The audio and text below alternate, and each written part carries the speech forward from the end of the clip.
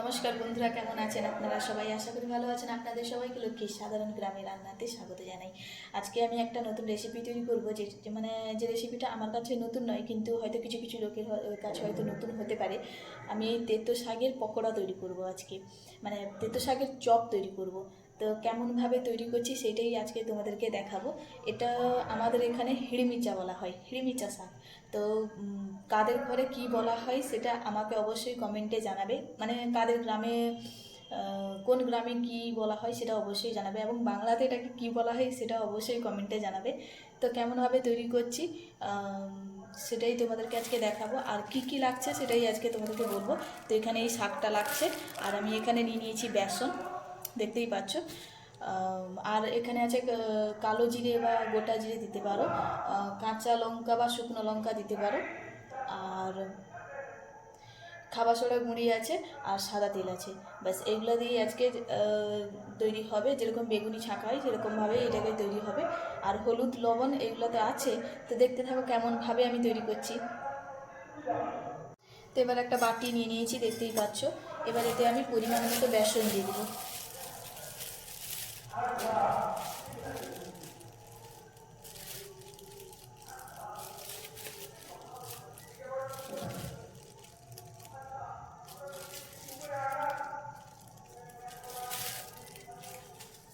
এখানে বেসন দিয়ে দিয়েছি, এবার এতে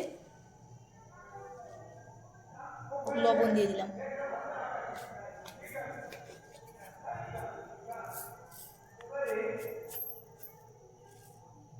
আমি এখানে কালো জিরেটা দিচ্ছি, আপনারা চাইলে গোটা জিরেও দিতে পারেন, সাদা জিরে।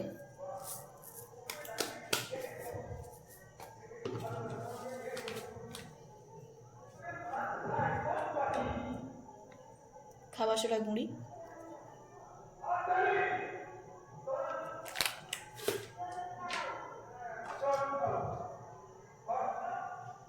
হলুদ গুঁড়ো, এগুলো সব কিছু দিয়ে দিয়েছি। এবার এটাকে বেশ ভালোভাবে জল দিয়ে গুলিয়ে নেব। বেশি পাতলাও করা যাবে না, বেশি ঘনও করা যাবে না, সেরকমভাবে গোলাতে হবে।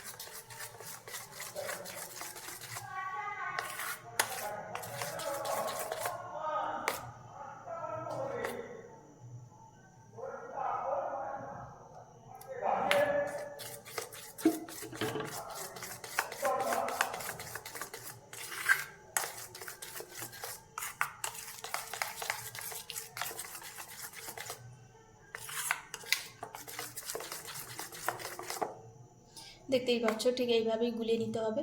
তো এটাকে গুলিয়ে নিয়েছি, এবার এটাকে ঢাকনা দিয়ে এক সাইডে রেখে দেবো। তারপর কিছুক্ষণ পরে আমি তোমাদেরকে দেখাচ্ছি।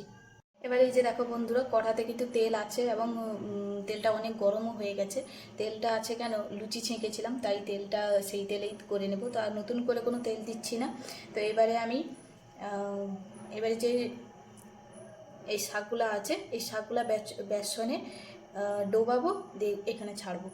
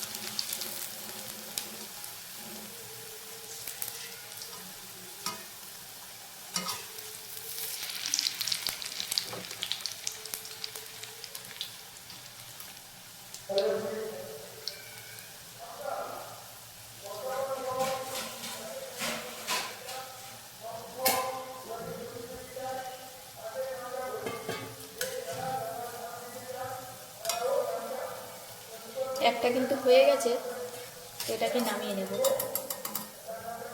এই যে দেখো, এইরকমভাবে সবগুলো এক একটা করে ছেঁকে নেব।